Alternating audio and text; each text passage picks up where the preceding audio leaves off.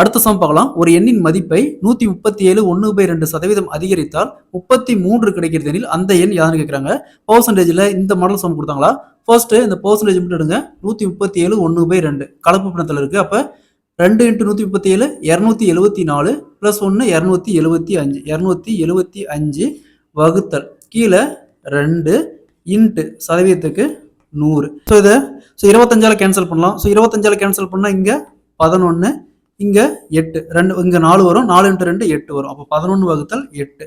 So question பாருங்க, ஒரு எண்ணின் மதிப்பை 137 1/2% அதிகரித்தால் எத்தனை கிடைக்குது? 33 கிடைக்குது அப்படிங்கிறாங்க.